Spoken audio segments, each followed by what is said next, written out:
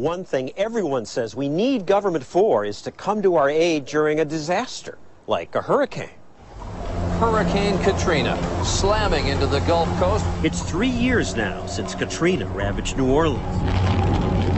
After the storm, government promised to help rebuild. Read my lips. We will rebuild New Orleans. And you taxpayers will pay for it. The Senate agreeing to provide $10.5 billion. Another $51.8 billion. But despite the politicians' promises and the billions of dollars spent, today, a big part of New Orleans still looks like this. It's as if Katrina happened a month ago. Here in the 9th Ward, block after block is a disaster. Why hasn't the area been rebuilt? Partly because you want to rebuild, you have to get a permit.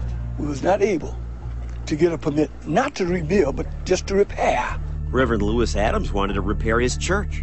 Dolores Davis tried to rebuild her home. It's, been one thing after another. She applied to a state program that promises to help people rebuild. They have hundreds of people working for them. But even with all those people working, 2 years later, she still waits. You have one worker this day, and next week you talk to another worker, you have to explain the same thing over and over. New Orleans Mayor Ray Nagin has an excuse for why more hasn't been rebuilt. You have to go through 10 different approval processes before you can get something actually built. Governments are not built for speed, period. Why aren't governments built for speed? Sometimes you need speed. Everyone wants to make sure there's checks and balances. Those checks and balances are why much of New Orleans still looks like this.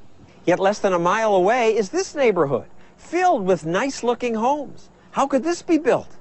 Well, here, government wasn't involved. Habitat for Humanity built these homes. When they say they're going to come in for a build, they build the houses. I mean, they're for real. Harry Connick Jr. might have said we. He helped build these homes. It was spontaneous order. He and others just decided that building homes was the right thing to do. The way the skaters decide which way they'll turn. Towed out through the back. Malik Rahim's charity built this home, and others like it. Everything that we have done, we've been able to accomplish this in spite of the government. Rahim gave up on government. He says getting those billions of your dollars set aside for rebuilding is nearly impossible. He gets money from passers-by. And this is where you get the money, with this sign that says, "Get out of the car, lend us a hand"? That's right. And people do get out to help. In fact, we can get families in homes by next summer. We can move this quickly. It's ready to go. Celebrities pitched in. Brad Pitt has done more for this community than anyone. Brad Pitt's doing more than the government? I would say 10 times more than the government. We'll start one building at a time. With no need to wait for government money, homes started going up. All these volunteers, they did what the government didn't do. That's right. That's right. Other celebrities pitched in. Michael Moore, if you're watching this, thank you from the bottom of my heart. Bruce Springsteen, Bonnie Raitt. Every house that you see that done been rebuilt because of volunteers. Not because of the government, volunteers. And the bureaucrats were an obstacle to this? Oh, well, they had about 9 different agencies that you had to go through. The average person didn't know what to do. To build this, Habitat for Humanity employed specialists who know how to fight through bureaucracy. They build 70 homes quickly. Yeah. Well, you bureaucrats fiddled. Well, I don't know if we fiddled, but we're seeing private sector does it better. Why? Because there's not a lot of rules and regulations. Wouldn't it be better if you guys in government just got out of the way? Well, I don't think government can totally get out of the way. We can make it easier. And Nagin claims he has made it easier for people. We issued thousands and thousands of permits right after Katrina. So we tried to get out of the way, and I think it paid off for us. We have everything online, so you can go online, you can visit a kiosk. Oh, good. Oh, kiosks. So after meeting with the mayor, I went to City Hall to try the kiosks. The first one I tried didn't work. Maybe this one. None of the kiosks worked. No. How can I help you?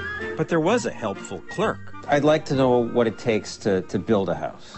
If you're doing new construction, you need 2 sets of architectural plans with a live seal from Louisiana registered architect to engineer. A live seal? But the help she gave You'd also need a plot plan to make sure it meets the zoning requirements. was terrifying. A construction benchmark, which is a FEMA requirement. This is the requirement sheet. And this is a form that FEMA has. This is our fee schedule, which explains the building permit fee and the plan review fee. It took more than 10 minutes for her just to explain the permits. We would start off by looking up your damage assessment. If you want to dispute the damage assessment, this is FEMA's form. If I want to rebuild, I have to get a plot plan, an architectural plan, a benchmark certificate, 2 sets of complete plans completely detailing the work, a vocary approval, HDLC approval, state certification. Yeah, absolutely. Keep in mind, if you're doing any work in a historic district, you have to jump through some hoops. He's not trying to make it complicated. Each of those hoops was meant to protect the public from some problem that occurred years ago. That's what governments do, but it creates horrific bureaucracy. Nagin insisted I interview him in this half-finished theater because he wanted to show off what his city's building. But of more than 400 projects the mayor promotes as his recovery in progress, only 42 are complete. In the 9th Ward, where homes are complete, it was because of spontaneous order. And it's that that's bringing New Orleans back to life. That's what made America great. The government ain't made America great. It's people made America great. When 2020 returns, Stossel lays it all out. How far will it go? The endless paper trail to run for political office. I quit. Next.